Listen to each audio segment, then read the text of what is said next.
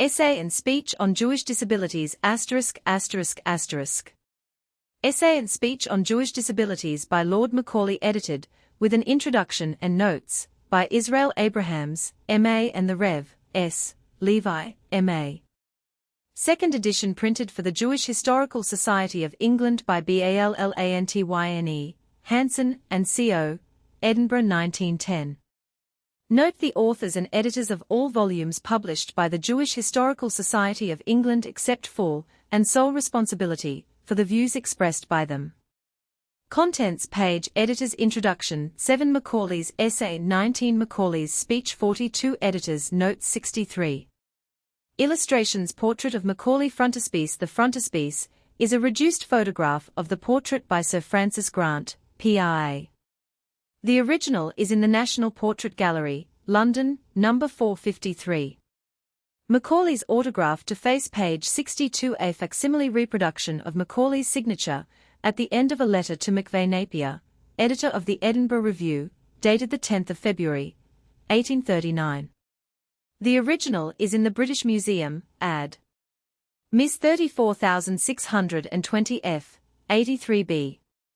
Introduction. The first edition of this reprint of Macaulay's famous essay and speech on the removal of Jewish disabilities was timed for publication on December 28, 1909, the 50th anniversary of their author's death.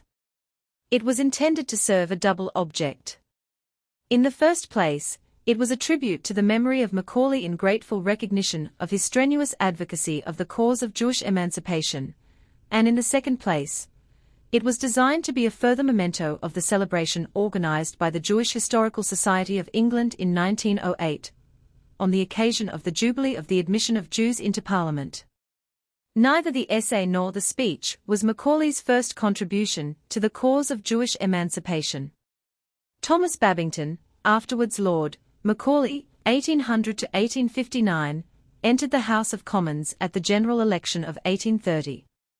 On April 5, in that same year, Mr. afterwards Sir Robert Grant moved to bring in a bill to remove Jewish political disabilities. The motion was opposed by Sir Robert Inglis. When Inglis resumed his seat, Sir James Mackintosh and Mr. Macaulay, as Hansard reports, rose together, but the latter, being a new member, was called for by the House. Thus, Macaulay's maiden speech was delivered in behalf of the Jewish cause. It made considerable stir. Sir James Mackintosh took part in the debate later, and after complimenting the young orator, said, "I do not rise, therefore, to supply any defects in that address, for indeed there were none that I could find, but it is principally to absolve my own conscience that I offer myself to the attention of the House." Writing to Mr. afterwards Sir Isaac Leon Goldsmid on April 13, 1830, Lord Holland suggested that it might promote your cause to print a correct copy of the late triumphant debate in the Commons in the shape of a pamphlet during holidays. If Mr. Grant, Sir James Mackintosh, Mr. Macaulay, and Dr. Lushington could be prevailed upon to correct their speeches for that publication, it would be a valuable manual for all those who in or out of Parliament are disposed to urge the facts and reasons in your favour. Transactions of the Jewish Historical Society of England, 4. 158. This advice does not seem to have been followed, nor did Macaulay himself reprint this particular speech, but it was included in Vizetelly's 2 volumes of Macaulay's speeches, published in 1853, much to their author's indignation. The speech occupies the first place in Volume 1. In the second volume of Vizetelly's edition is another speech by Macaulay, delivered in the House on March 31, 1841, on the Jews' Declaration Bill. Angered by Vizetelly's publication, Macaulay himself brought out an edition of his speeches.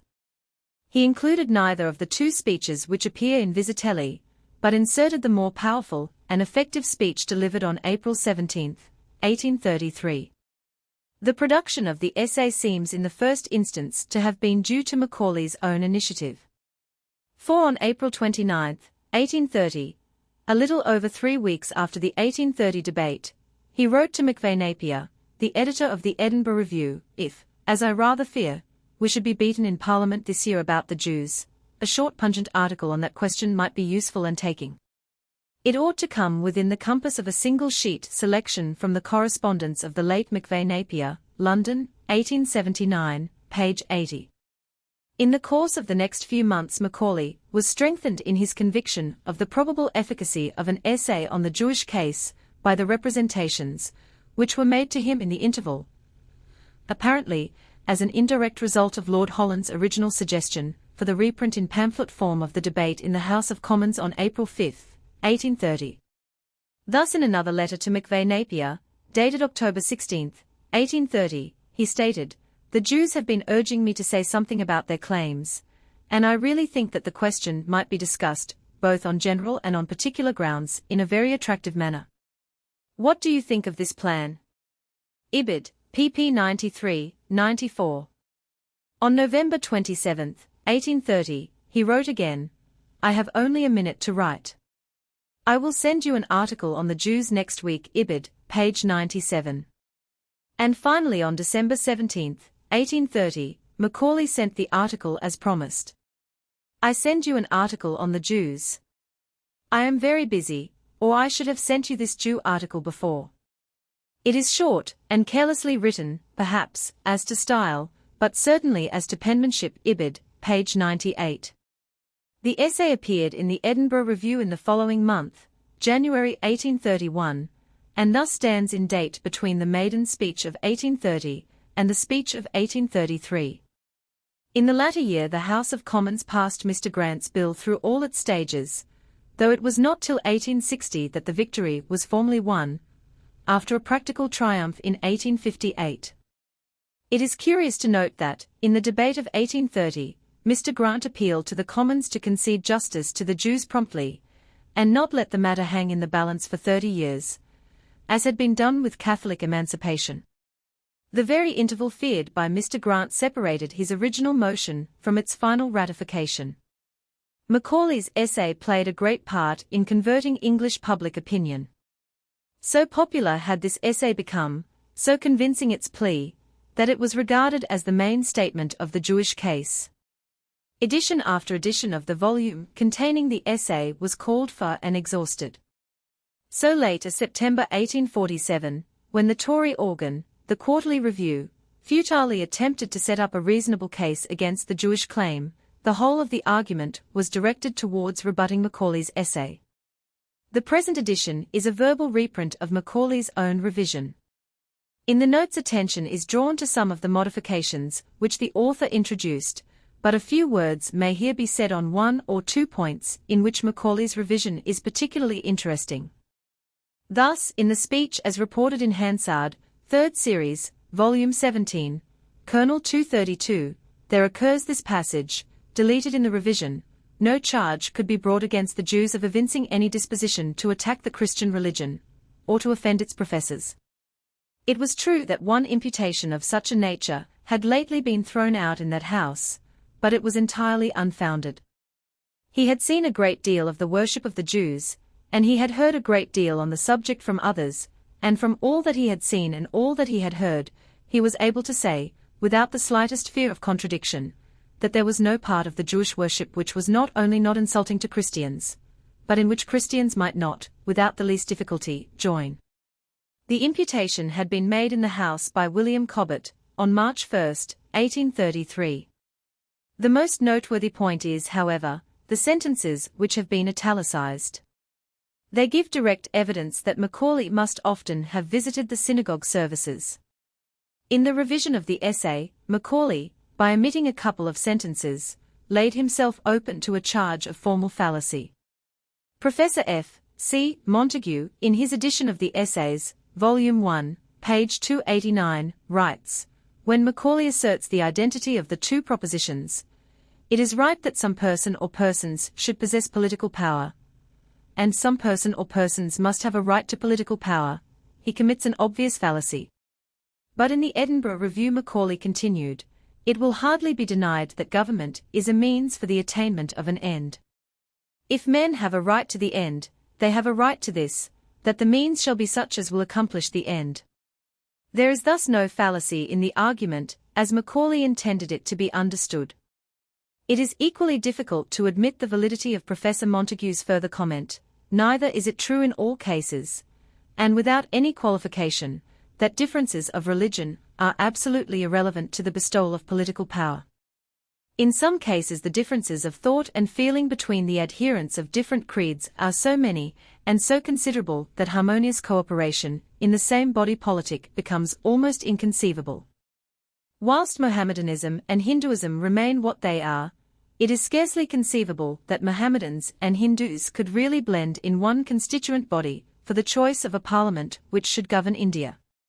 It remains to be proved by experience whether the results of Lord Morley's constitutional reforms will not belie this fear, and whether the joint admission of various sects to political responsibility will not, in the end, mitigate sectarian animosities, under the impulse of a common striving for the common good. And Macaulay's point is missed by Professor Montague.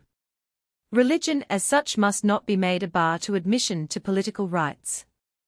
Macaulay did not argue that power should be placed in the hands of those unfit to use it for the general good. But assuming the fitness proved, their religion must not be a ground for exclusion. Every one admitted that the fitness had been proved in the case of the Jews. Inglis, who preceded Macaulay, and, of course, on the opposite side, said in the 1833 debate, he believed that there was no portion of the community that furnished a smaller relative proportion of criminals, or that were better conducted, than the Jews were. Another opponent of the bill, Mr. Halcombe, said, he admitted that the Jews were a body against whose moral character nothing could be adduced, that they were good and loyal citizens of the king. Mr. William Roche, a Catholic supporter of the bill, might well comment on all this if, sir, the Jews have proved themselves good subjects in this country, and in all other countries where they have been domesticated and admitted to political freedom, that is all we have a right to look to, leaving to them, as to every other sect, perfect liberty of conscience in their spiritual concerns. Of course Professor Montague does not dispute the validity of Macaulay's plea, as applied to the Jews. He describes the success of the arguments in the essay as complete, and their justice as generally admitted. J. Cotter Morrison, in his Life of Macaulay in the English Men of Letters series, advanced the view that Macaulay's natural aptitude was rather oratorical than literary. It is no exaggeration to say that as an orator he moves in a higher intellectual plane than he does as a writer. In his speeches we find him nearly without exception laying down broad luminous principles, based upon reason, and those boundless stores of historical illustration, from which he argues with equal brevity and force. It is interesting to compare his treatment of the same subject in an essay and a speech. His speech on the Maynooth Grant and his essay on Mr. Gladstone's Church and State deal with practically the same question, and few persons would hesitate to give the preference to the speech, pp. 131, 132. Jewish disabilities is another subject which occasioned both an essay and a speech from Macaulay. Here, too, the speech, by comparison, must be judged to be more effective than the essay. Certainly there is no passage in the essay which equals in dignity and strength and eloquence the following sentences in the speech. Nobody knows better than my honourable friend the member for the University of Oxford that there is nothing in their national character which unfits them for the highest duties of citizens. He knows that, in the infancy of civilization, when our island was as savage as New Guinea, when letters and arts were still unknown to Athens, when scarcely a thatched hut stood on what was afterwards the site of Rome, this contemned people had their fenced cities and cedar palaces, their splendid temple, their fleets of merchant ships, their schools of sacred learning, their great statesmen and soldiers, their natural philosophers, their historians and their poets. What nation ever contended more manfully against overwhelming odds for its independence and religion? What nation ever, in its last agonies, gave such signal proofs of what may be accomplished by a brave despair? And if, in the course of many centuries, the oppressed descendants of warriors and sages have degenerated from the qualities of their fathers, if, while excluded from the blessings of law, and bowed down under the yoke of slavery, they have contracted some of the vices of outlaws and of slaves, shall we consider this as matter of reproach to them? Shall we not rather consider it as matter of shame and remorse to ourselves? Let us do justice to them. Let us open to them the door of the House of Commons. Let us open to them every career in which ability and energy can be displayed. Till we have done this, let us not presume to say that there is no genius among the countrymen of Isaiah, no heroism among the descendants of the Maccabees infra, pp 60, 61. We may at this distance of time prefer the speech to the essay. Nevertheless, we cannot but be profoundly grateful for both, and are bound to recognize and appreciate the deep influence they both exercised in persuading public opinion to grant the Jews of England complete equality before the law with all other denominations. Macaulay was brought up in a home which was the headquarters of the movement for the abolition of slavery. He carried the lessons of his youth into the work of his manhood. He championed the cause of the persecuted and the wronged in various human relations. But nothing that he did has raised a more enduring monument to his name than his enthusiastic and triumphant advocacy of the cause of Jewish freedom. Civil Disabilities of the Jews from the Edinburgh Review, January 1831. Statement of the Civil Disabilities and Privations Affecting Jews in England. 8 Vo, London, 1829. 1. The distinguished member of the House of Commons who, towards the close of the late Parliament, brought forward a proposition for the relief of the Jews, has given notice of his intention to renew it. 2. The force of reason, in the last session, carried the measure through one stage, in spite of the opposition of power. Reason and power are now on the same side, and we have little doubt that they will conjointly achieve a decisive victory. 3. In order to contribute our share to the success of just principles, we propose to pass in review, as rapidly as possible, some of the arguments, or phrases claiming to be arguments, which have been employed to vindicate a system full of absurdity and injustice. The Constitution, it is said, is essentially Christian, and therefore to admit Jews to office is to destroy the Constitution. Nor is the Jew injured by being excluded from political power. For no man has any right to power. A man has a right to his property. A man has a right to be protected from personal injury. These rights the law allows to the Jew, and with these rights it would be atrocious to interfere. But it is a mere matter of favor to admit any man to political power, and no man can justly complain that he is shut out from it.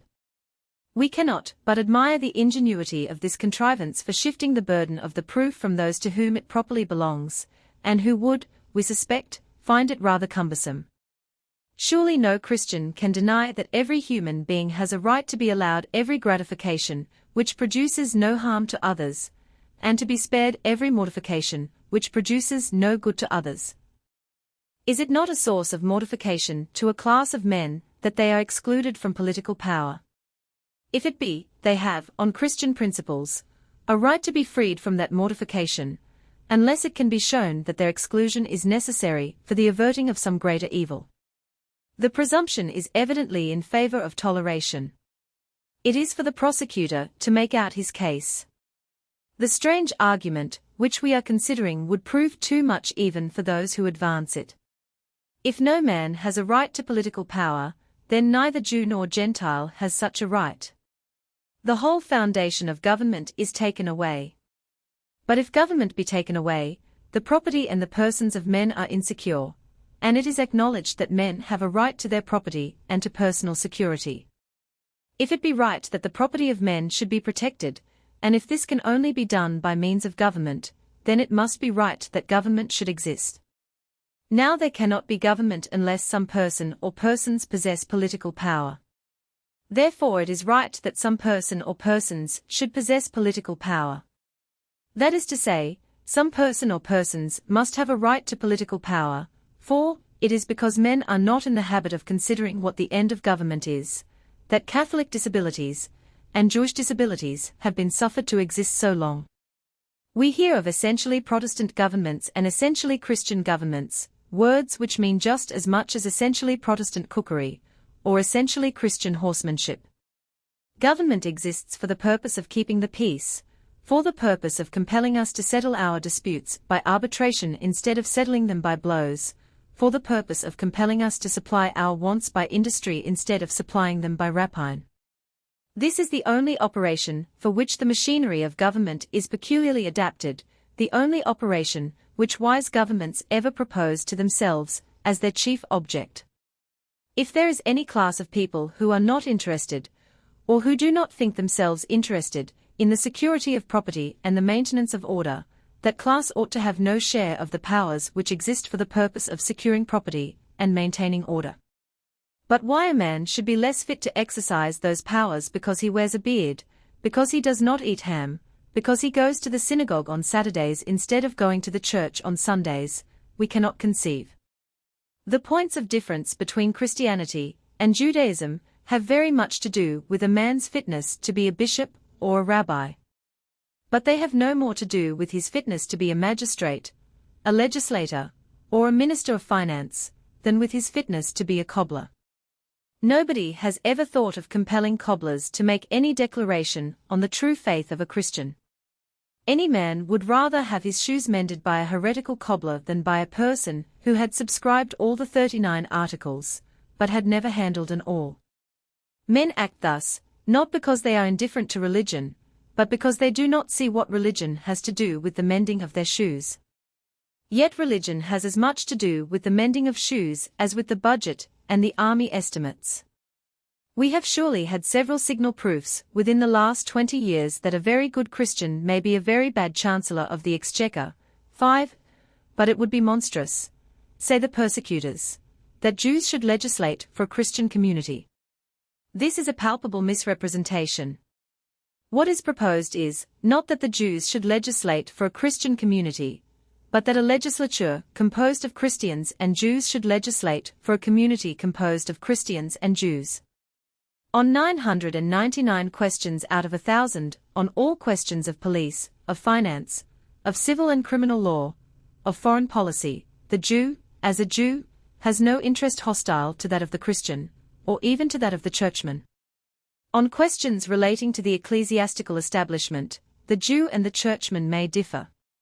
But they cannot differ more widely than the Catholic and the churchman, or the independent and the churchman. The principle that churchmen ought to monopolize the whole power of the state would at least have an intelligible meaning. The principle that Christians ought to monopolize it has no meaning at all. For no question connected with the ecclesiastical institutions of the country can possibly come before Parliament, with respect to which there will not be as wide a difference between Christians as there can be between any Christian and any Jew. In fact, the Jews are not now excluded from political power. They possess it, and as long as they are allowed to accumulate large fortunes, they must possess it. The distinction which is sometimes made between civil privileges and political power is a distinction without a difference. Privileges are power. Civil and political are synonymous words, the one derived from the Latin, the other from the Greek. Nor is this mere verbal quibbling. If we look for a moment at the facts of the case, we shall see that the things are inseparable, or rather identical. That a Jew should be a judge in a Christian country would be most shocking. But he may be a juryman. He may try issues of fact, and no harm is done. But if he should be suffered to try issues of law, there is an end of the Constitution. He may sit in a box plainly dressed, and return verdicts. But that he should sit on the bench in a black gown and white wig, and grant new trials, would be an abomination not to be thought of among baptized people. The distinction is certainly most philosophical. What power in civilized society is so great as that of the creditor over the debtor? If we take this away from the Jew, we take away from him the security of his property. If we leave it to him, we leave to him a power more despotic by far than that of the king and all his cabinet. It would be impious to let a Jew sit in Parliament. But a Jew may make money, and money may make members of Parliament. Gatton and Old Sarum may be the property of a Hebrew.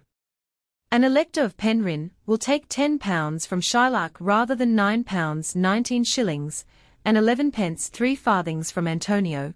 6. To this no objection is made. That a Jew should possess the substance of legislative power, that he should command 8 votes on every division, as if he were the great Duke of Newcastle 7 himself, is exactly as it should be. But that he should pass the bar and sit down on those mysterious cushions of green leather, that he should cry here, and order, and talk about being on his legs, and being, for one, free to say this and to say that, would be a profanation sufficient to bring ruin on the country. That a Jew should be privy councillor to a Christian king would be an eternal disgrace to the nation.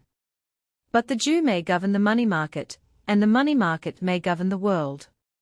The minister may be in doubt as to his scheme of finance till he has been closeted with a Jew. A congress of sovereigns may be forced to summon the Jew to their assistance.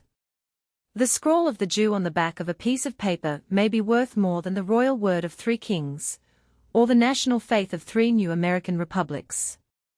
But that he should put Right Honourable before his name would be the most frightful of national calamities. It was in this way that some of our politicians reasoned about the Irish Catholics. The Catholics ought to have no political power. The sun of England is set forever if the Catholics exercise political power. Give the Catholics everything else, but keep political power from them. These wise men did not see that, when everything else had been given, political power had been given. They continued to repeat their cuckoo song, when it was no longer a question whether Catholics should have political power or not, when a Catholic association bearded the Parliament, when a Catholic agitator exercised infinitely more authority than the Lord Lieutenant. 8. If it is our duty as Christians to exclude the Jews from political power, it must be our duty to treat them as our ancestors treated them, to murder them, and banish them, and rob them. For in that way, and in that way alone, can we really deprive them of political power. If we do not adopt this course, we may take away the shadow, but we must leave them the substance. We may do enough to pain and irritate them, but we shall not do enough to secure ourselves from danger, if danger really exists. Where wealth is, there power must inevitably be. The English Jews, we are told, are not Englishmen.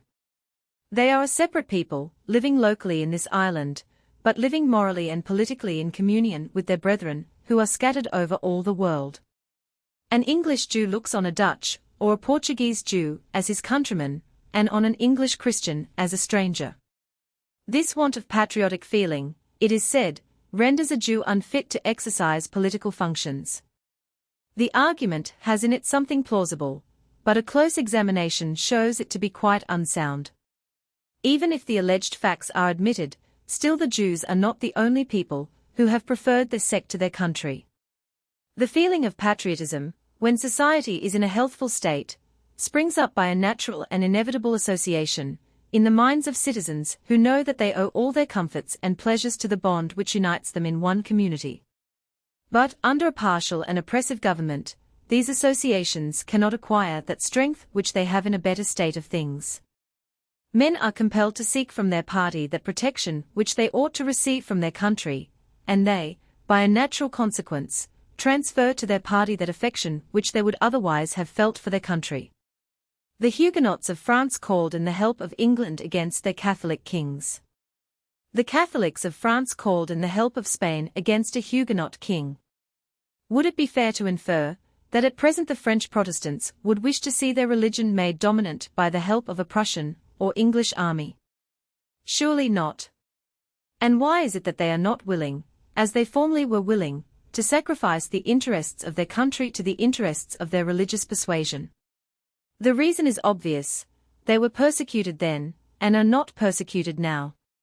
The English Puritans, under Charles I, prevailed on the Scotch to invade England. Do the Protestant dissenters of our time wish to see the Church put down by an invasion of foreign Calvinists? If not, to what cause are we to attribute the change? Surely to this, that the Protestant dissenters are far better treated now than in the 17th century. Some of the most illustrious public men that England ever produced were inclined to take refuge from the tyranny of Laud in North America. 9. Was this because Presbyterians and Independents are incapable of loving their country? But it is idle to multiply instances. Nothing is so offensive to a man who knows anything of history, or of human nature, as to hear those who exercise the powers of government accuse any sect of foreign attachments. If there be any proposition universally true in politics, it is this, that foreign attachments are the fruit of domestic misrule. It has always been the trick of bigots to make their subjects miserable at home, and then to complain that they look for relief abroad, to divide society, and to wonder that it is not united, to govern as if a section of the state were the whole, and to censure the other sections of the state for their want of patriotic spirit. If the Jews have not felt towards England like children, it is because she has treated them like a stepmother. There is no feeling which more certainly develops itself in the minds of men living under tolerably good government than the feeling of patriotism.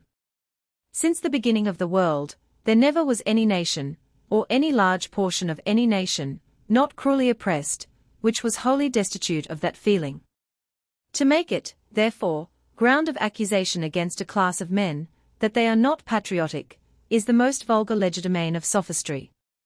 It is the logic which the wolf employs against the lamb. It is to accuse the mouth of the stream of poisoning the source. 10. If the English Jews really felt a deadly hatred to England, if the weekly prayer of their synagogues were that all the curses denounced by Ezekiel on Tyre and Egypt might fall on London, if, in their solemn feasts, they called down blessings on those who should dash their children to pieces on the stones, still, we say, their hatred to their countrymen would not be more intense than that which sects of Christians have often borne to each other. But in fact the feeling of the Jews is not such. It is precisely what, in the situation in which they are placed, we should expect it to be. They are treated far better than the French Protestants were treated in the 16th and 17th centuries, or than our Puritans were treated in the time of Laud. They, therefore, have no rancour against the government, or against their countrymen. It will not be denied that they are far better affected to the state than the followers of Coligny or Vane. 11. But they are not so well treated as the dissenting sects of Christians are now treated in England, and on this account, and we firmly believe, on this account alone, they have a more exclusive spirit.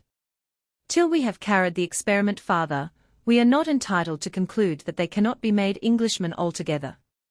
The statesman who treats them as aliens, and then abuses them for not entertaining all the feelings of natives, is as unreasonable as the tyrant who punished their fathers for not making bricks without straw. Rulers must not be suffered thus to absolve themselves of their solemn responsibility. It does not lie in their mouths to say that a sect is not patriotic. It is their business to make it patriotic. History and reason clearly indicate the means. The English Jews are, as far as we can see, precisely what our government has made them. They are precisely what any sect, what any class of men, treated as they have been treated, would have been. If all the red-haired people in Europe had, during centuries, been outraged and oppressed, banished from this place, imprisoned in that, deprived of their money, deprived of their teeth, convicted of the most improbable crimes on the feeblest evidence, dragged at horses' tails, hanged, tortured, burned alive, if, when manners became milder, they had still been subject to debasing restrictions and exposed to vulgar insults, locked up in particular streets in some countries, pelted and ducked by the rabble in others, excluded everywhere from magistracies and honours, what would be the patriotism of gentlemen with red hair?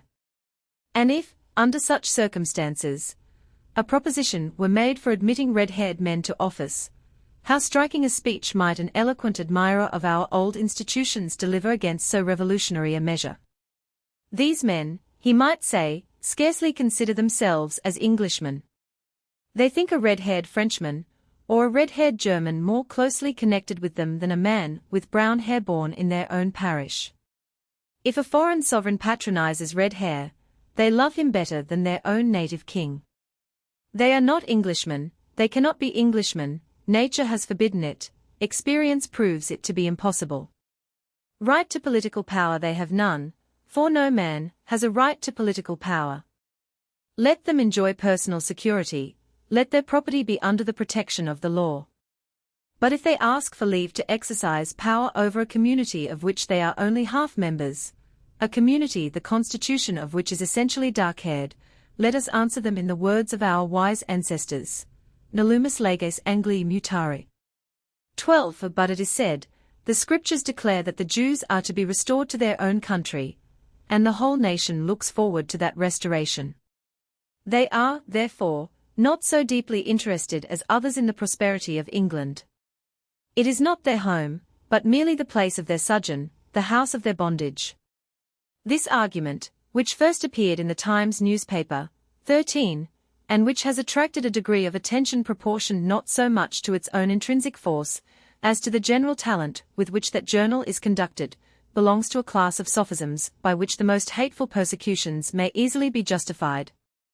To charge men with practical consequences, which they themselves deny, is disingenuous in controversy. It is atrocious in government. The doctrine of predestination, in the opinion of many people, tends to make those who hold it utterly immoral. And certainly it would seem that a man who believes his eternal destiny to be already irrevocably fixed is likely to indulge his passions without restraint and to neglect his religious duties.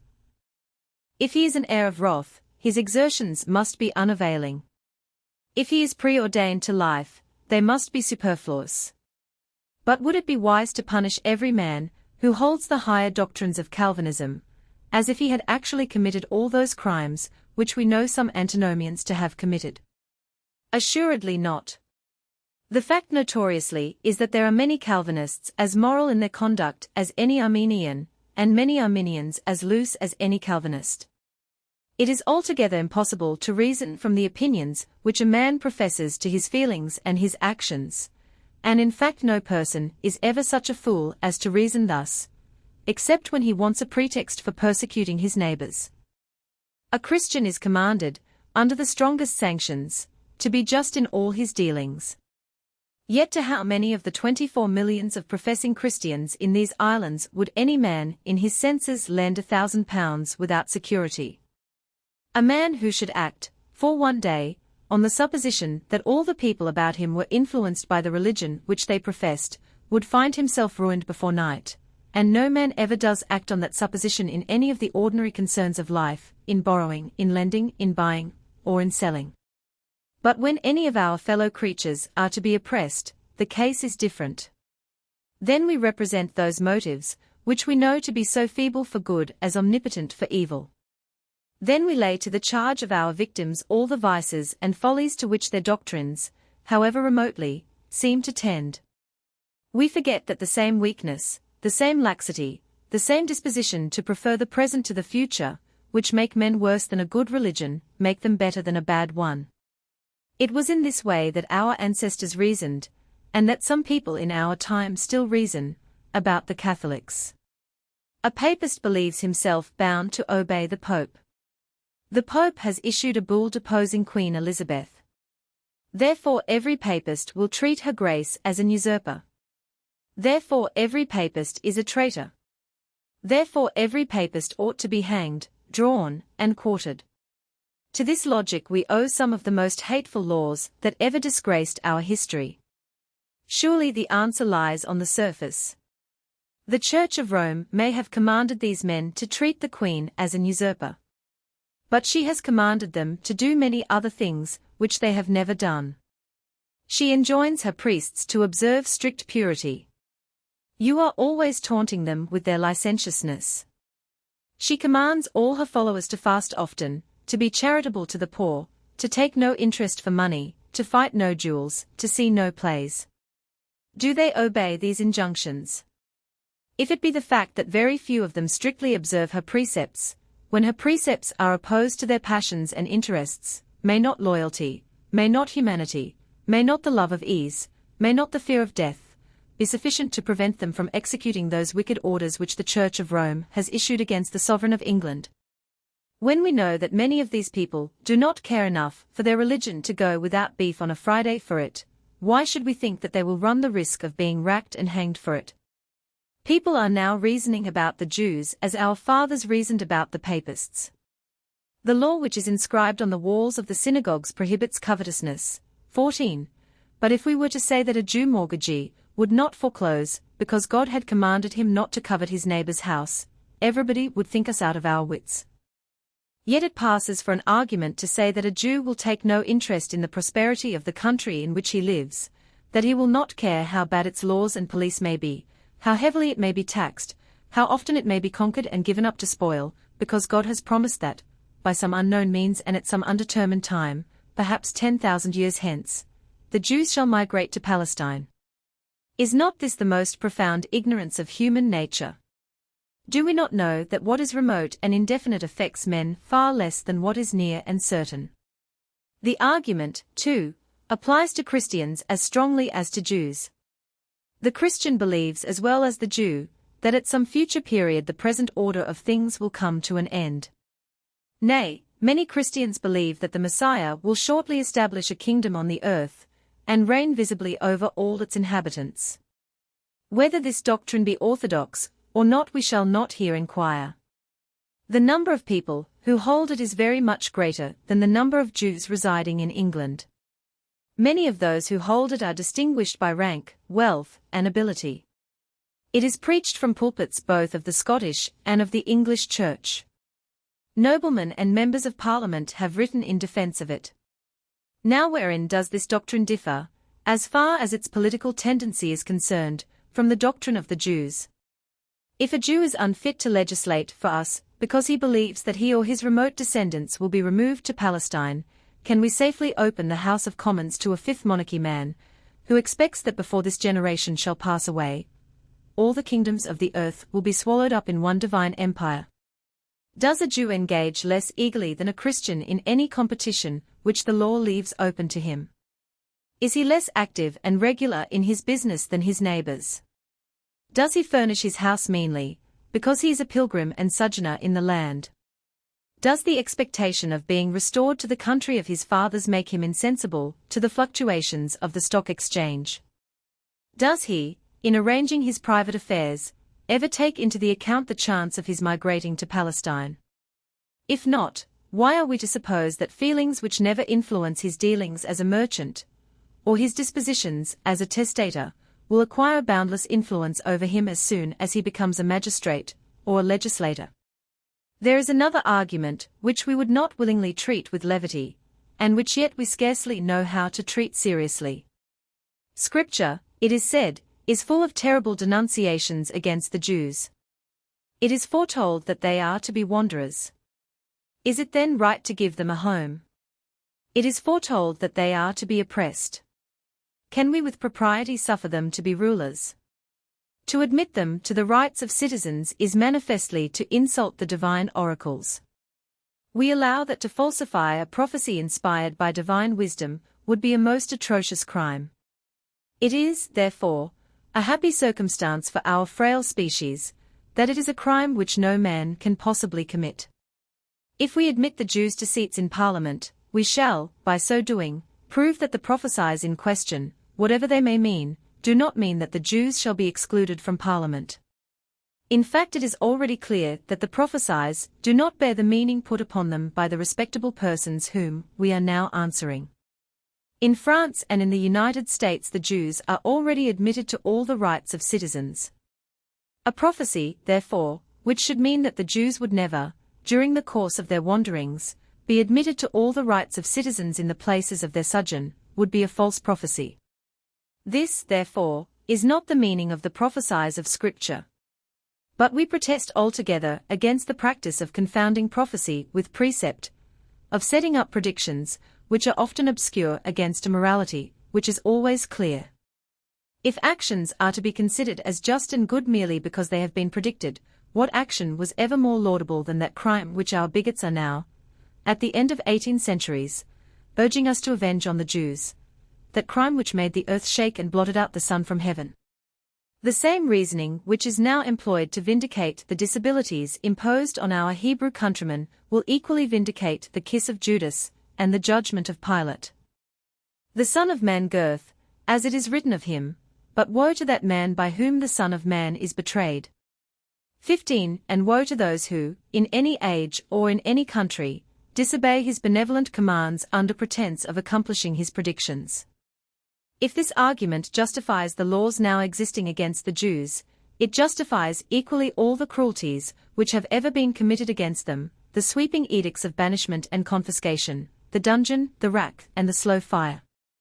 How can we excuse ourselves for leaving property to people who are to serve their enemies in hunger, and in thirst, and in nakedness, and in want of all things, for giving protection to the persons of those who are to fear day and night, and to have none assurance of their life, for not seizing on the children of a race whose sons and daughters are to be given unto another people? 16. We have not so learned the doctrines of him who commanded us to love our neighbor as ourselves, and who, when he was called upon to explain what he meant by a neighbor, selected as an example a heretic and an alien. 17. Of last year, we remember, it was represented by a pious writer in the John Bull newspaper, 18 and by some other equally fervid Christians, as a monstrous indecency, that the measure for the relief of the Jews should be brought forward in Passion Week. One of these humorists ironically recommended that it should be read a second time on Good Friday. We should have had no objection, nor do we believe that the day could be commemorated in a more worthy manner. We know of no day fitter for terminating long hostilities, and repairing cruel wrongs, than the day on which the religion of mercy was founded. We know of no day fitter for blotting out from the statute book the last traces of intolerance than the day on which the spirit of intolerance produced the foulest of all judicial murders, the day on which the list of the victims of intolerance, that noble list wherein Socrates and More enrolled, was glorified by a yet greater and holier name. A speech delivered in a committee of the whole House of Commons on the 17th of April, 1833. On the 17th of April, 1833, the House of Commons resolved itself into a committee to consider of the civil disabilities of the Jews. Mr. Warburton took the chair. Mr. Robert Grant moved the following resolution: that it is the opinion of this committee that it is expedient to remove all civil disabilities at present existing with respect to His Majesty's subjects professing the Jewish religion, with the like exceptions, as are provided with respect to His Majesty's subjects professing the Roman Catholic religion.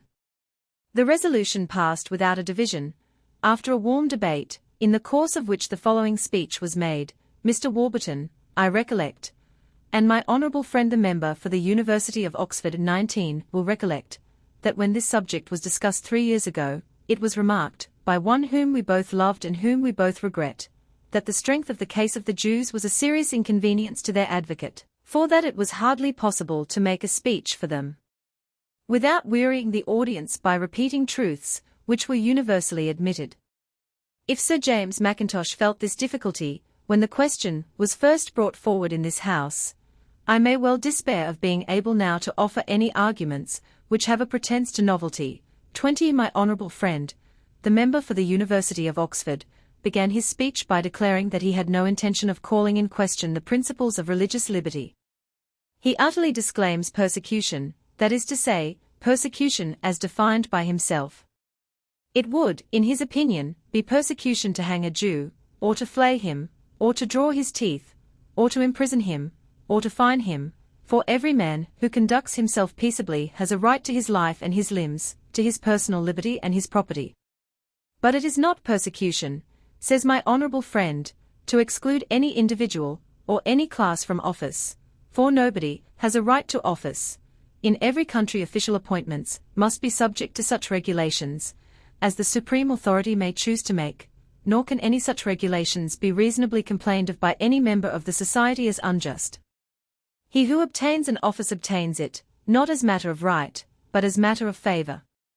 He who does not obtain an office is not wronged, he is only in that situation in which the vast majority of every community must necessarily be.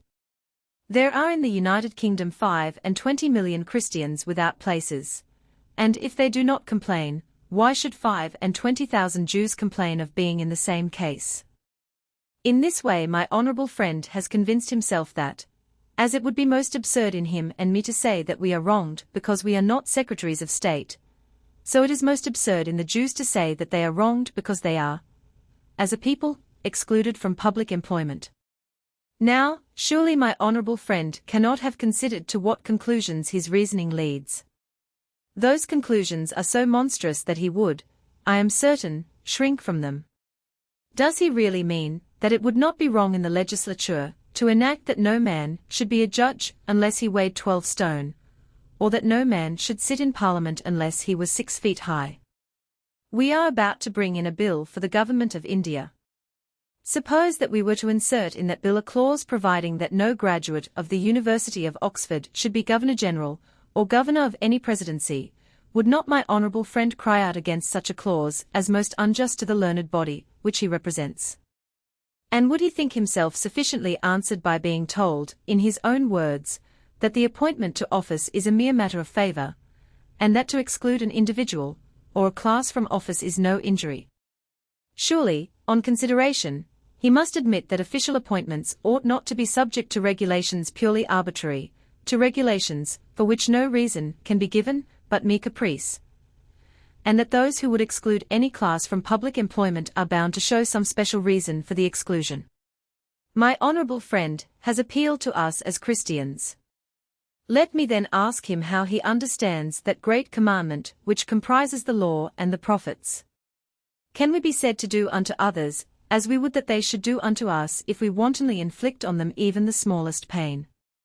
As Christians, surely we are bound to consider, first, whether, by excluding the Jews from all public trust, we give them pain, and secondly, whether it be necessary to give them that pain in order to avert some greater evil. That by excluding them from public trust we inflict pain on them my honorable friend will not dispute. As a Christian, therefore, he is bound to relieve them from that pain, unless he can show, what I am sure he has not yet shown, that it is necessary to the general good that they should continue to suffer. But where, he says, are you to stop, if once you admit into the House of Commons people who deny the authority of the Gospels? Will you let in a Mussulman? Will you let in a Parsi? Will you let in a Hindu, who worships a lump of stone with 7 heads? I will answer my honorable friend's question by another. Where does he mean to stop? Is he ready to roast unbelievers at slow fires? If not, let him tell us why, and I will engage to prove that his reason is just as decisive against the intolerance which he thinks a duty, as against the intolerance which he thinks a crime. Once admit that we are bound to inflict pain on a man because he is not of our religion, and where are you to stop? Why stop at the point fixed by my honorable friend rather than at the point fixed by the honorable member for Oldham, 21, who would make the Jews incapable of holding land? And why stop at the point fixed by the honorable member for Oldham rather than at the point which would have been fixed by a Spanish inquisitor of the 16th century? When once you enter on a course of persecution, I defy you to find any reason for making a halt till you have reached the extreme point. When my honorable friend tells us that he will allow the Jews to possess property to any amount, but that he will not allow them to possess the smallest political power, he holds contradictory language. Property is power.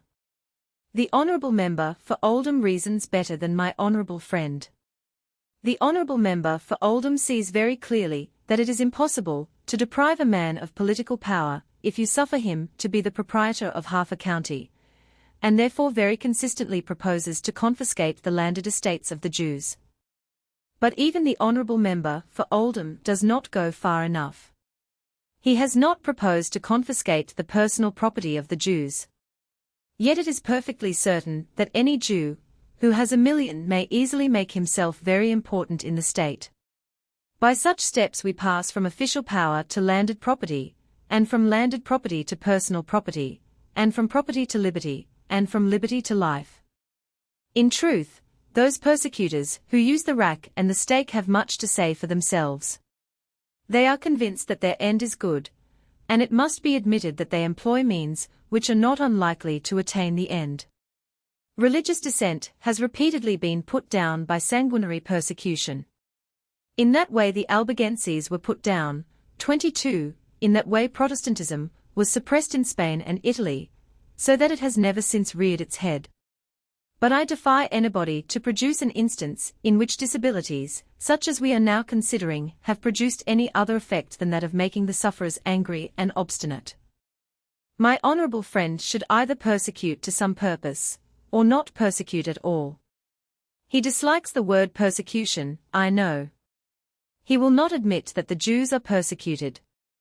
And yet I am confident that he would rather be sent to the King's Bench prison for 3 months, or be fined £100, than be subject to the disabilities under which the Jews lie. How can he then say that to impose such disabilities is not persecution, and that to fine and imprison is persecution? All his reasoning consists in drawing arbitrary lines. What he does not wish to inflict he calls persecution. What he does wish to inflict he will not call persecution. What he takes from the Jews he calls political power.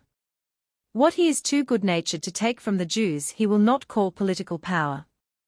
The Jew must not sit in Parliament, but he may be the proprietor of all the £10 houses in a borough. 23. He may have more £50 tenants than any peer in the kingdom. He may give the voters treats to please their palates, and hire bands of gypsies to break their heads, as if he were a Christian and a marquis. All the rest of the system is of a piece. The Jew may be a juryman, but not a judge.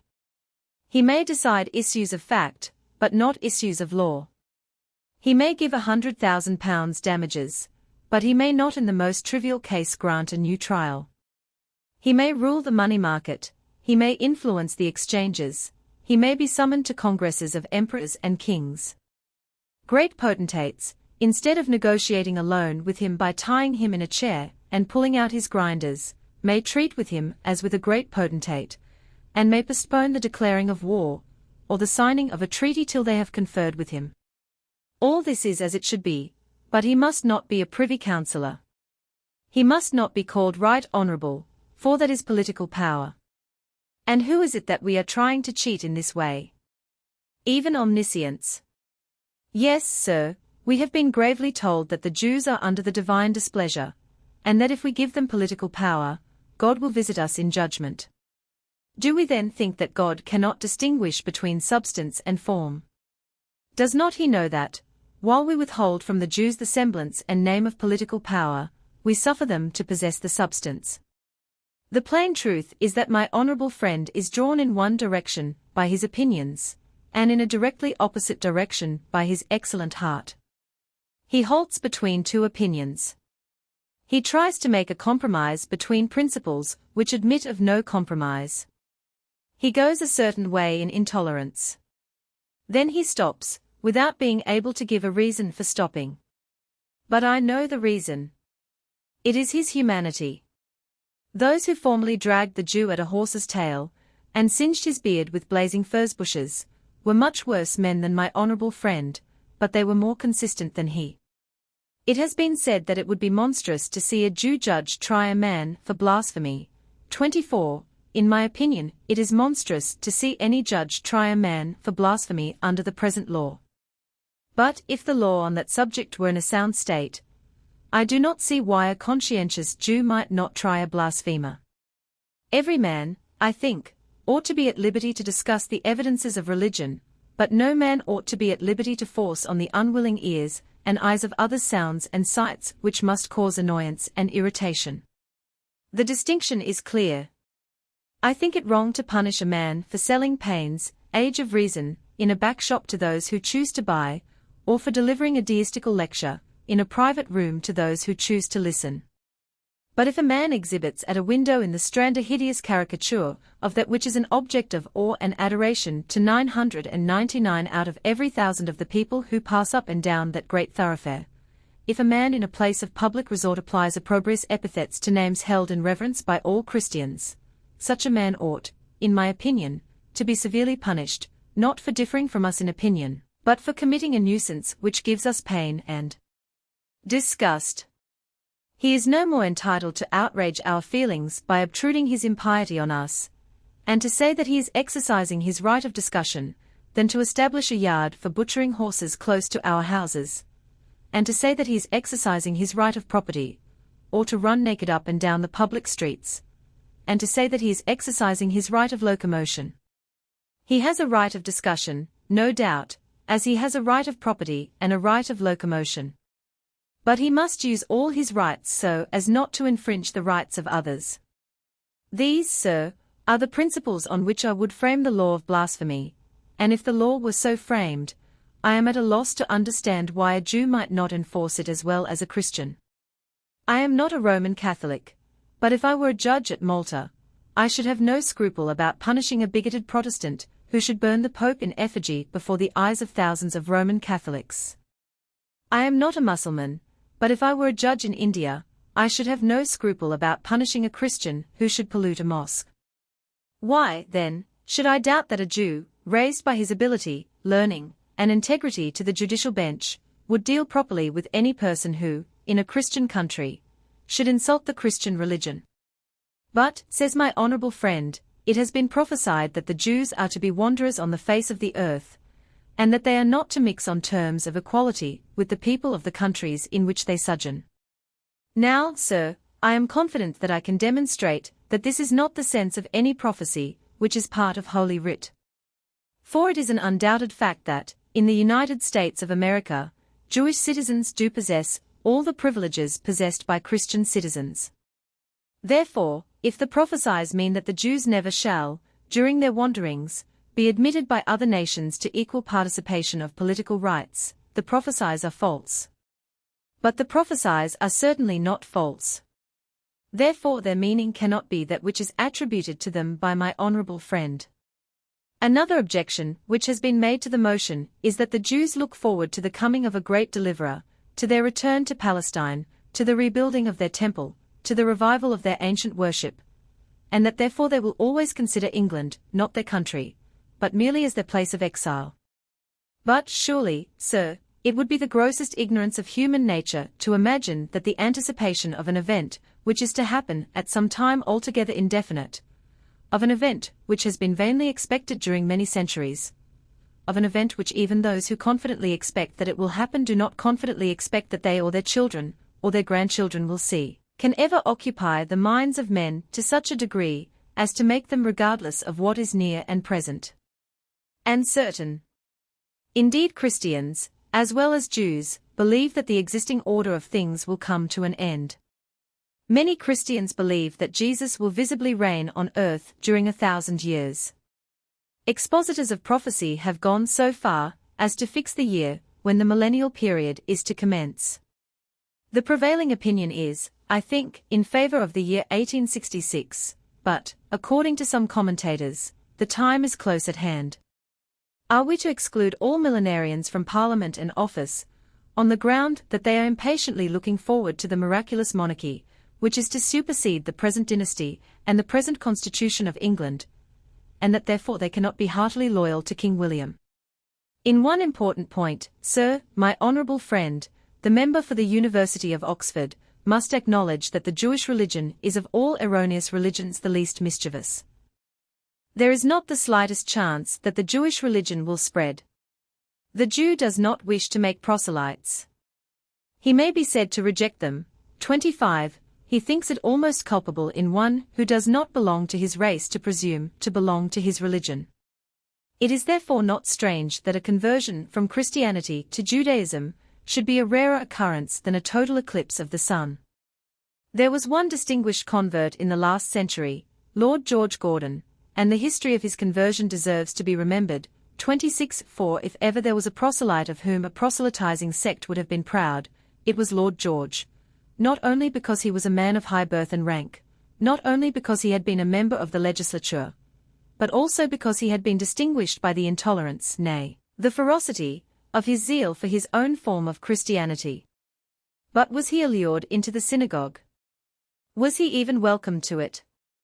No, sir. He was coldly and reluctantly permitted to share the reproach and suffering of the chosen people, but he was sternly shut out from their privileges. He underwent the painful rite which their law enjoins. But when, on his deathbed, he begged hard to be buried among them according to their ceremonial, he was told that his request could not be granted. I understand that cry of "Here!" It reminds me that one of the arguments against this motion is that the Jews are an unsocial people, that they draw close to each other, and stand aloof from strangers. Really, sir, it is amusing to compare the manner in which the question of Catholic emancipation was argued formerly by some gentlemen with the manner in which the question of Jew emancipation is argued by the same gentlemen now. When the question was about Catholic emancipation, the cry was, "See how restless, how versatile, how encroaching, how insinuating, is the spirit of the Church of Rome. See how her priests compass earth and sea to make one proselyte, how indefatigably they toil, how attentively they study the weak and strong parts of every character, how skillfully they employ literature, arts, sciences, as engines for the propagation of their faith.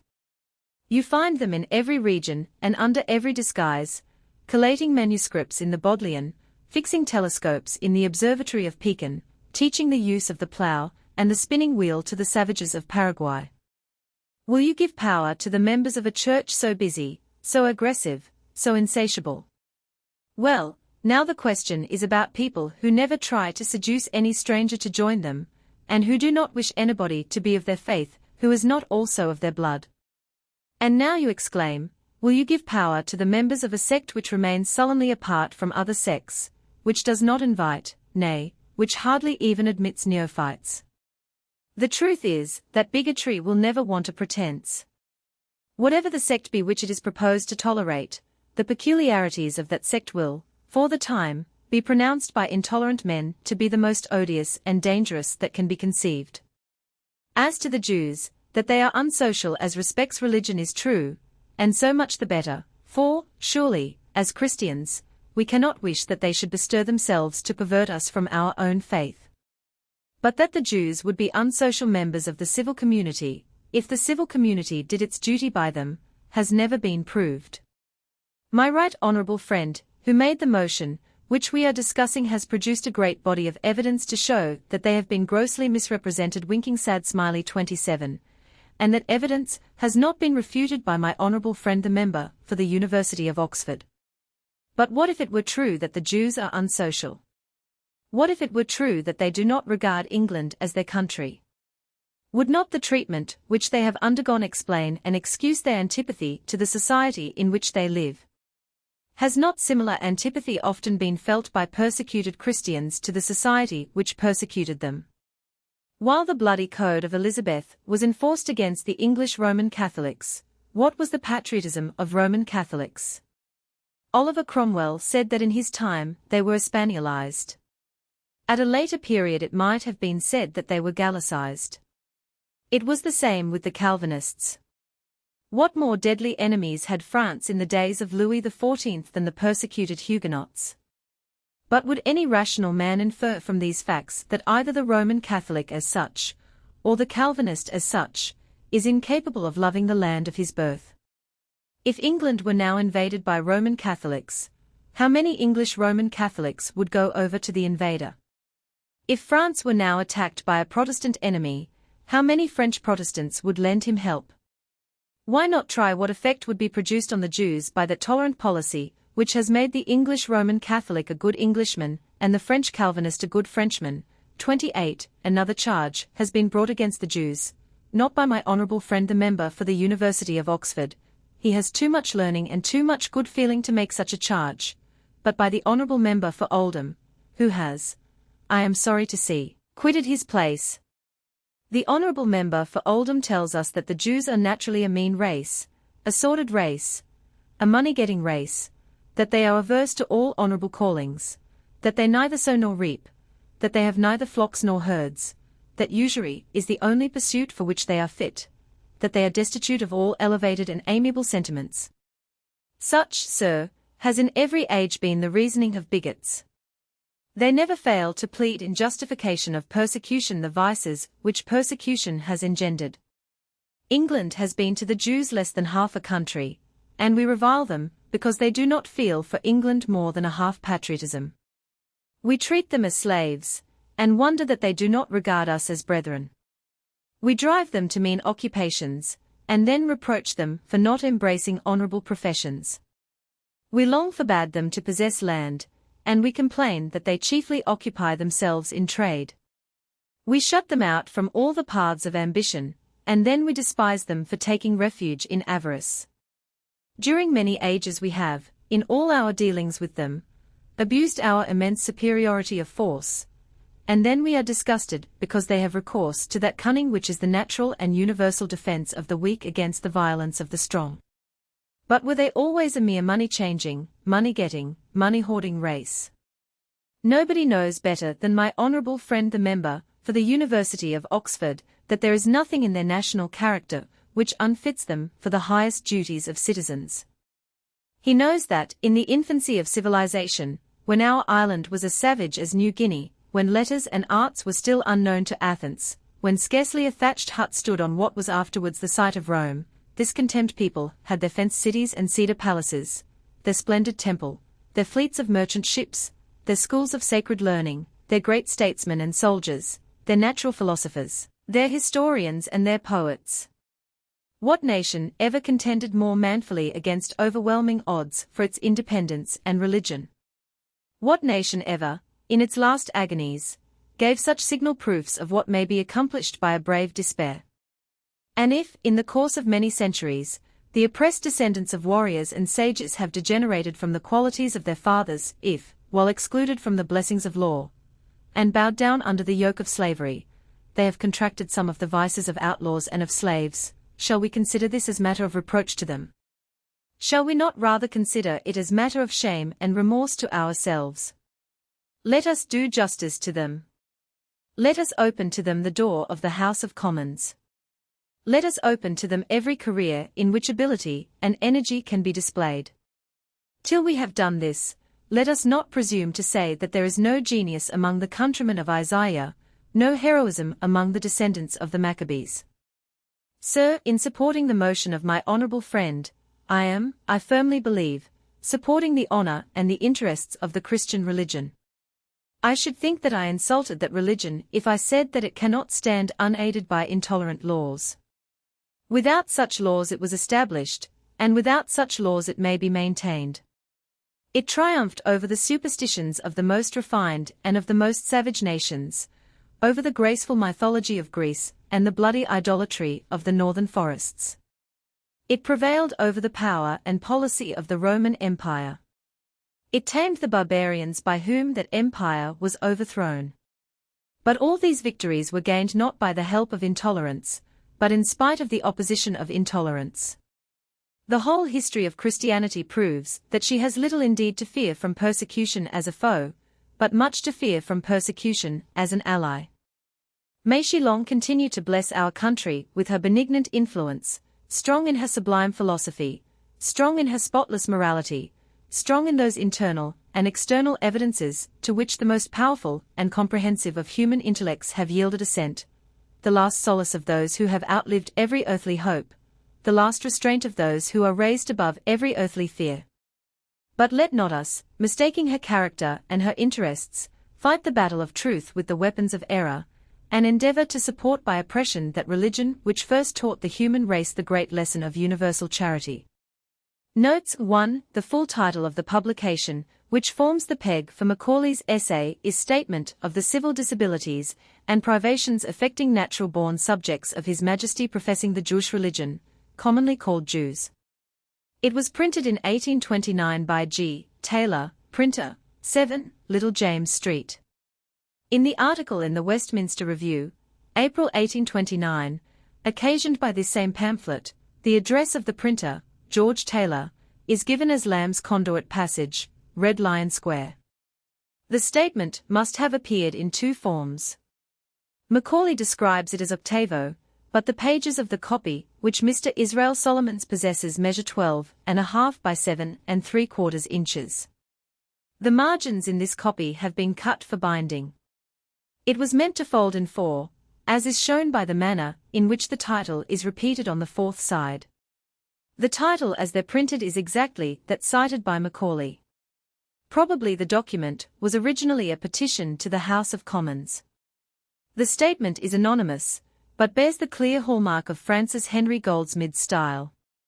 Compare to D. W. Marks and A. Lowy, Memoir of Sir Francis Henry Goldsmith, 1879, page 23, second edition, 1882, page 27.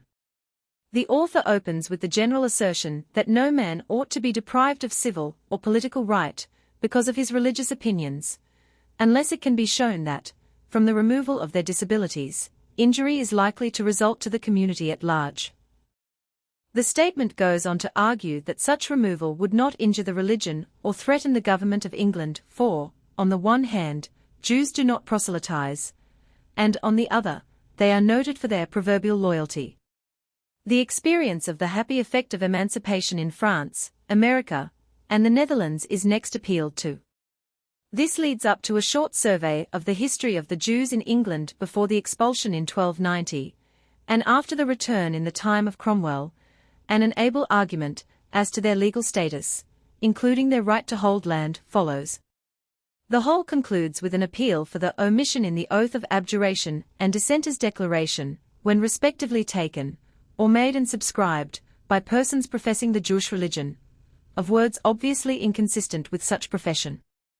It is altogether a moderate and able presentation of the case for the Jews, and fairly deserved the prominence given to it by Macaulay. 2. Sir Robert Grant, 1779 to 1838, was born in Bengal, and after a distinguished career at Cambridge, entered Parliament in 1818. In 1830 his first bill was rejected, but a better fate rewarded his effort of 1833. Soon afterwards he went to India as Governor of Bombay. Grant was the author of some famous sacred poems, one of the best and most popular of which was his translation of Psalm Civilian, O Worship the King. 3. There had been a change of government. Parliament was dissolved on July 24, 1830, and in the new Parliament the Duke of Wellington's ministry fell, to be succeeded by the Grey administration. 4. See comments on this passage in the introduction. 5. Professor F. C. Montague remarks that probably Percival, Goulburn, and Vansittart are more particularly meant. These were chancellors between 1810 and 1830. 6. Egerton, Surrey, and Old Sarum, Wilts, were pocket boroughs without inhabitants, and like the corrupt borough of Penryn, Cornwall, were disfranchised by the Reform Act.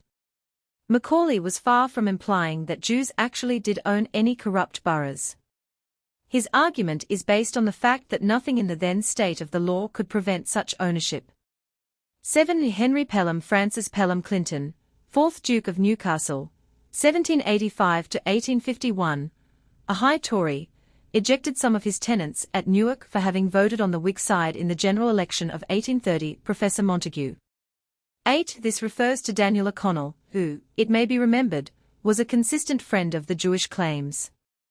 9. William Laud, 1573 to 1645, Archbishop of Canterbury from 1633, was one of the principal advisers of Charles I, in his repression of the Puritans, and the enforcement of episcopacy upon Scotland. He was attainted in January 1645, and was executed on Tower Hill. 10. In the Edinburgh Review these sentences follow: it is to put the effect before the cause. It is to vindicate oppression by pointing to the deprivation which oppression has caused. Macaulay felt, no doubt, that the word deprivation was unjust, and conveyed an unintended stigma. 11. Gaspar de Coligny was a Huguenot victim of the massacre of Saint Bartholomew, in 1572. Sir Henry Vane was a leader in the opposition against Charles I, and was executed in 1662. 12. The answer given by the lay barons at the Parliament of Merton in 1236 to the proposal of the prelates to make the English law of legitimacy correspond with that of other countries. Sir James H. Ramsay, The Dawn of the Constitution, pp. 77, 78, following the text of the Statutes of the Realm, reads mutare in the active, instead of mutare in the passive. 13. The argument is lengthily and moderately stated in a Times leader for May 3, 1830. 14. This passage confirms what is said in the introduction, as to Macaulay's personal familiarity with synagogue usages. 15. Matthew XXVI. 24. 16. Deuteronomy XXVII. 48. 66. 32. 17. Luke X. 29. Love thy neighbor as thyself, is from Leviticus 19. 18. 18. In its issue of April 3, 1830, the newspaper John Bull, which bore on its title page the legend, For God, the King, and the People, published a violent attack on Mr. Grant's bill. The article took the form of a sarcastic plea for the emancipation of the gypsies. There was a further attack on April 25, and on May 23 the same paper, while rejoicing at the rejection of Mr. Grant's romantic and UN Christian bill, expressed its dissatisfaction with the speeches of the opponents of Jewish emancipation. They were altogether too conciliatory and tolerant to please John Bull. 19. Sir Robert Inglis, 1786 to 1855, entered Parliament in 1824. He opposed the various Catholic relief bills and the repeal of the Test and Corporation Acts. Sir Robert Peel had supported the Catholic claims, and Inglis thereupon successfully opposed him, 1829, as candidate for the University of Oxford. Inglis continued to represent the university until his withdrawal from parliamentary life. He persistently opposed the Jewish emancipation. Inglis was an old-fashioned Tory, a strong churchman, with many prejudices, and no great ability. Dictionary of National Biography. 20. Sir James Mackintosh, 1765–1832, supported Grant's first resolution in 1830, in the interim he had died. Mackintosh, who entered the House in 1813, enjoyed much reputation as a philosopher.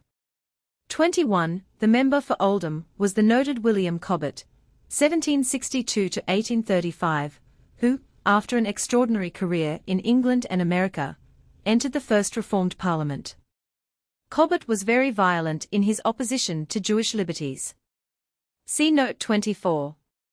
22. The Albigenses, who took their name from one of their strongholds, the town of Albi on the Tarn, were an anti-sacerdotal sect in the south of France during the 12th and 13th centuries, infected with Manichaean heresy. They suffered the most horrible cruelties in the crusade carried on against them from 1209 to 1218 under the command of Simon de Montfort, the father of the Simon de Montfort so well known in English history. C.T. F. Tout, The Empire and the Papacy, pp. 216, 401. 23. See Note 6. 24. On March 1, 1833, Mr. Hill presented a petition by Unitarians in favor of the removal of all religious disqualifications still existing, and especially for the removal of the disabilities affecting the Jews. It was on this occasion that Cobbett raised the objection, to which Macaulay's argument is the reply. The reference to Paine's Age of Reason is also a covert hit at Cobbett, who reprinted Paine's work. 25. Macaulay here overstates the case. The synagogue has at various times been reluctant to receive and unwilling to seek proselytes. But it does not reject them.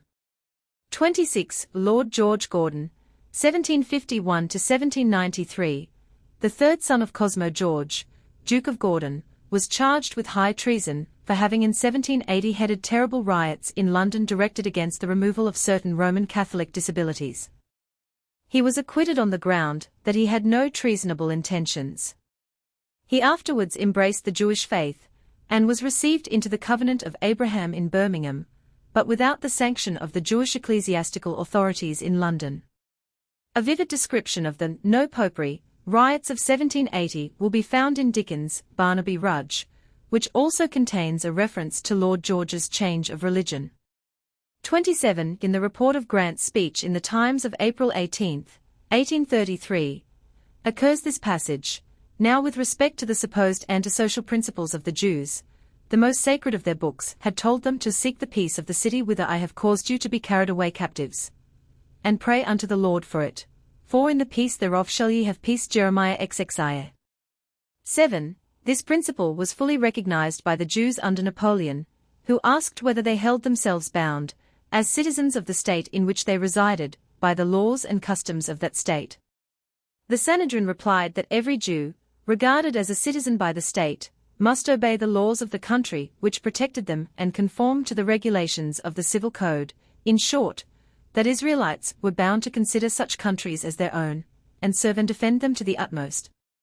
In a catechism of the elements of the Jewish faith, intended for the use of Hebrew youths, it was stated that the Messiah not having come, the king under whose protection they lived must be considered as a king of Israel, and that the country in which they enjoyed such protection was to be looked upon in the same light as the land of their forefathers. Grant followed this up by a masterly survey of the relations of Jews to various states in the past and present, and cited evidence of the patriotism and good citizenship of Jews wherever they had been permitted an opportunity of displaying those qualities. 28. In Hansard's report, Colonel 236, Macaulay finished the paragraph with the words, "Why not try the same experiment which has been tried in France and Prussia, and which was now trying in the United States of America?" In the same debate, Colonel 342, in the report of Mr. Joseph Hume's speech, occurs the passage, "He had a letter in his hand, though he would not trouble the House by reading it, from Mr. Quincy Adams, the late President of the United States, stating that there were no better citizens than the Jews, and expressing the hope that ere long the whole of Europe would see the justice and wisdom of freely conceding to them the fullest political privileges." Foreign editions, The numbers in square brackets at the end of the entries indicate the press marks of the copies in the British Museum. A. Macaulay's Essay, 1, French. Essai politiques et philosophiques par Lord Macaulay, traduits par M. Guillaume Guizot. Paris, 1862. pp. 380–398. 12273 K3. 2. Dutch. Historisch en letterkundig schetsen door Lord Macaulay. In Het Hollands overgebracht door Dr. A. Pearson. Haarlem, 1865. I. 105–120. 12272 AA 23. 3. Italian. Saggi biographici e critici di Tommaso Babington Macaulay. Version dall inglese con note di Cesare Rovighi. Torino, 1859–1866. v. 288–302. 12273 AA 3. 4. English text, with introduction and notes in German. Civil Disabilities of the Jews. Ein 1831 Veröffentlichte Abhandlung von Thomas Babington Macaulay. Herausgegeben und MIT Anmerkungen vers Hen von Dr. F. Fischer. Berlin, 1882. 4033 F32, 10. 5. Romanian. The son of Prince John Gheca, for some time Romanian minister at the court of St. James, who was educated in England, translated Macaulay's essay on the civil disabilities of the Jews into Romanian. The translation appeared as a small pamphlet in Bucharest. Political exigencies and the rise of anti-Jewish feeling in Romania demanded the suppression of the translation, to avoid awkward questions, and to remove a possible bar to the young man's career. The pamphlet has in consequence almost completely disappeared. A few copies, however, have been saved, and one of them is in the library of the Reverend Dr. M. Gaster. B. Macaulay's Speech, 1. A German translation of Macaulay's speech on Jewish disabilities, was published in 1881, in reply to the anti-Semitic campaign of Stocker and Henrici. The full title is Macaulay's Rede für die Emancipation der Juden gehalten im Englischen Unterhaus, the 17th of April, 1833. Übersetzt von A. E. Frankfurt A. Main, 1881. 4033 F31, 12. 2. A Spanish translation will be found on pp. 109–122 of Discursos Parlamentarios de Lord Macaulay, traducidos del Inglés por Daniel López. Madrid, 1885. 8139 AA 66. Printed by Ballantyne, Hanson and Company. Edinburgh and London. End of the Project Gutenberg ebook essay and speech on Jewish disabilities. Updated editions will replace the previous one, the old editions will be renamed. Creating the works from print editions not protected by U.S. copyright law means that no one owns a United States copyright in these works. So the Foundation, and you, can copy and distribute it in the United States without permission, and without paying copyright royalties. Special rules, set forth in the general terms of use part of this license, apply to copying and distributing Project Gutenberg electronic works, to protect the Project Gutenberg concept and trademark. Project Gutenberg is a registered trademark, and may not be used if you charge for an ebook, except by following the terms of the trademark license, including paying royalties for use of the Project Gutenberg trademark. If you do not charge anything for copies of this ebook, complying with the trademark license is very easy. You may use this ebook for nearly any purpose, such as creation of derivative works, reports, performances, and research. Project Gutenberg ebooks may be modified and printed and given away. You may do practically anything in the United States with ebooks not protected by U.S. copyright law. Redistribution is subject to the trademark license, especially commercial redistribution. Start. Full license. The full Project Gutenberg license. Please read this before you distribute, or use this work to protect the Project Gutenberg mission of promoting the free distribution of electronic works, by using or distributing this work, or any other work associated in any way with the phrase Project Gutenberg, you agree to comply with all the terms of the full Project Gutenberg license available with this file, or online at www.gutenberg.org/license. Section 1. General Terms of Use and Redistributing Project Gutenberg Electronic Works 1.a. By reading or using any part of this Project Gutenberg electronic work, you indicate that you have read, understand, agree to and accept all the terms of this license and intellectual property, trademark or copyright agreement. If you do not agree to abide by all the terms of this agreement, you must cease using and return or destroy all copies of Project Gutenberg electronic works in your possession. If you paid a fee for obtaining a copy of or access to a Project Gutenberg electronic work, and you do not agree to be bound by the terms of this agreement, you may obtain a refund from the person or entity to whom you paid the fee as set forth in paragraph 1.e.8. 1.b. Project Gutenberg is a registered trademark. It may only be used on or associated in any way with an electronic work by people who agree to be bound by the terms of this agreement. There are a few things that you can do with most Project Gutenberg electronic works even without complying with the full terms of this agreement. See paragraph 1.c below. There are a lot of things you can do with Project Gutenberg electronic works if you follow the terms of this agreement and help preserve free future access to Project Gutenberg electronic works. See paragraph 1.e below. 1.c.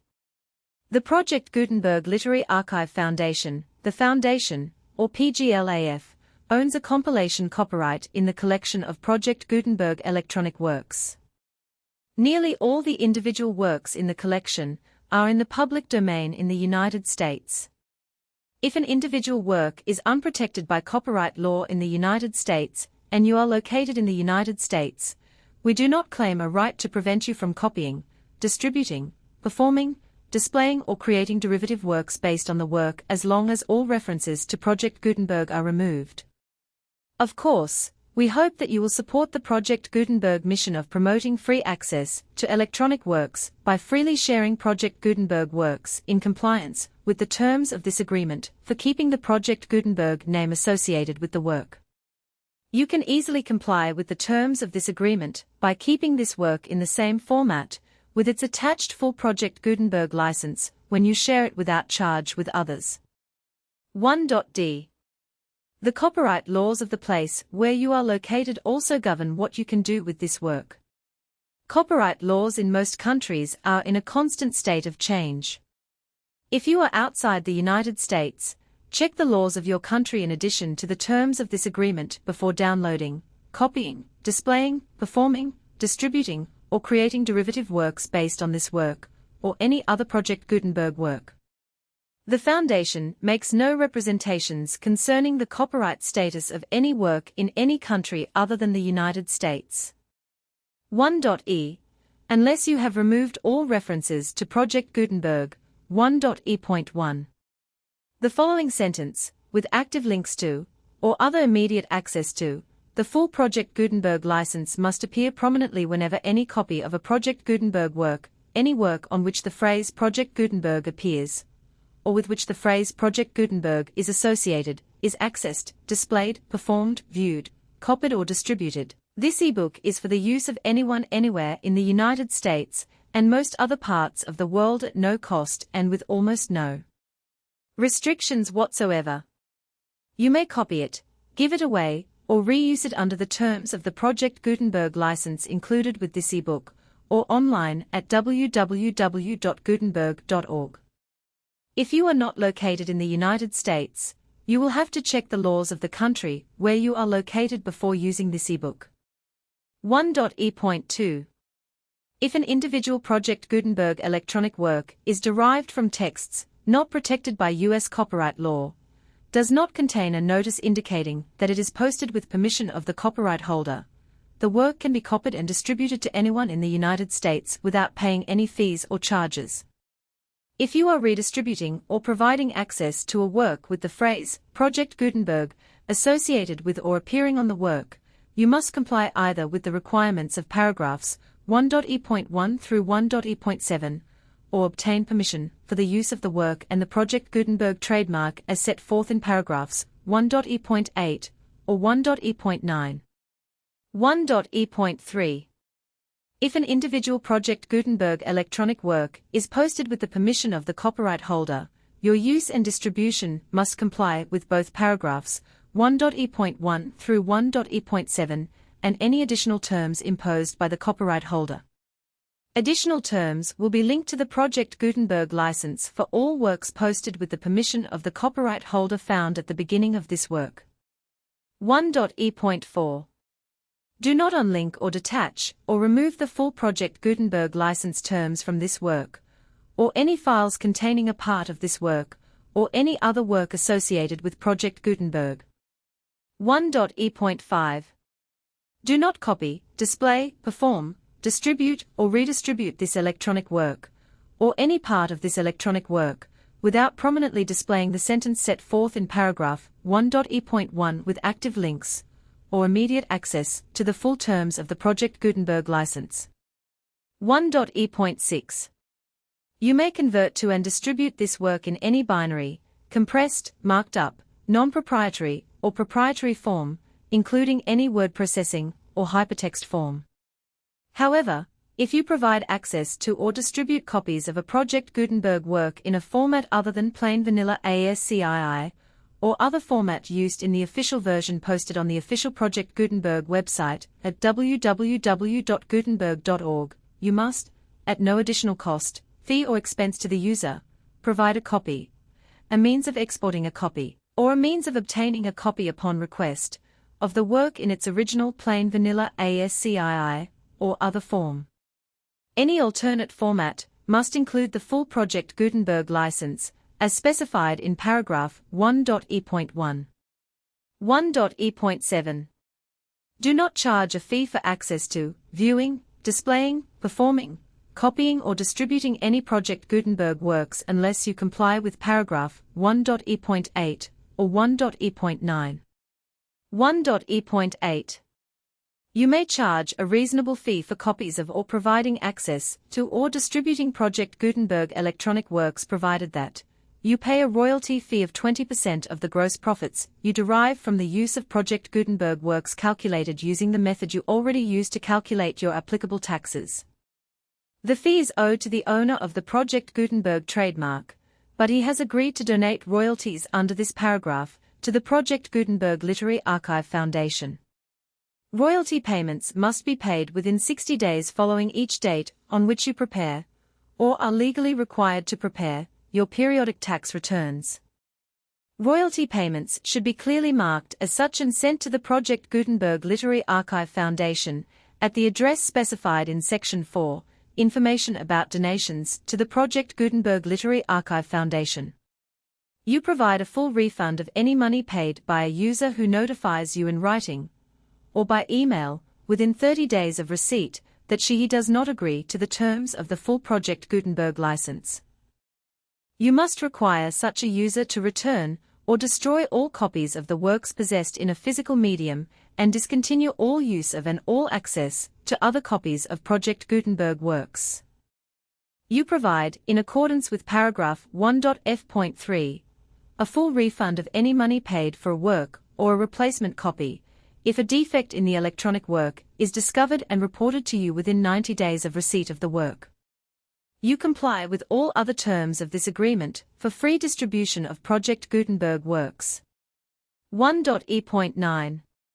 If you wish to charge a fee or distribute a Project Gutenberg electronic work or group of works on different terms than are set forth in this agreement, you must obtain permission in writing from the Project Gutenberg Literary Archive Foundation, the manager of the Project Gutenberg trademark. Contact the Foundation as set forth in Section 3 below. 1.f. 1.f.1.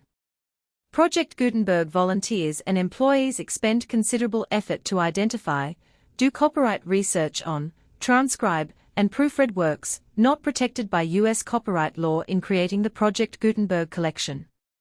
Despite these efforts, Project Gutenberg electronic works, and the medium on which they may be stored, may contain defects, such as, but not limited to, incomplete, inaccurate, or corrupt data, transcription errors, a copyright or other intellectual property infringement, a defective or damaged disk or other medium, a computer virus, or computer codes that damage or cannot be read by your equipment. 1.f.2 Limited warranty, disclaimer of damages except for the right of replacement or refund described in paragraph 1.f.3. The Project Gutenberg Literary Archive Foundation, the owner of the Project Gutenberg trademark, and any other party distributing a Project Gutenberg electronic work under this agreement, disclaim all liability to you for damages, costs and expenses, including legal fees. You agree that you have no remedies for negligence, strict liability, breach of warranty, or breach of contract except those provided in paragraph 1.f.3. You agree that the Foundation, the trademark owner, and any distributor under this agreement will not be liable to you for actual, direct, indirect, consequential, punitive or incidental damages even if you give notice of the possibility of such damage. 1.f.3 Limited right of replacement or refund. If you discover a defect in this electronic work within 90 days of receiving it, you can receive a refund of the money, if any, you paid for it by sending a written explanation to the person you received the work from. If you received the work on a physical medium, you must return the medium with your written explanation. The person or entity that provided you with the defective work may elect to provide a replacement copy in lieu of a refund. If you received the work electronically, the person or entity providing it to you may choose to give you a second opportunity to receive the work electronically in lieu of a refund.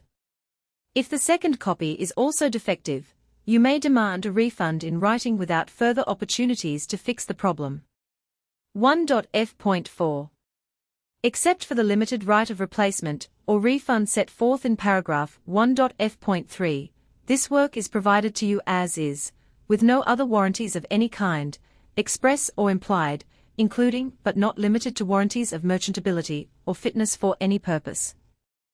1.f.5 Some states do not allow disclaimers of certain implied warranties, or the exclusion or limitation of certain types of damages.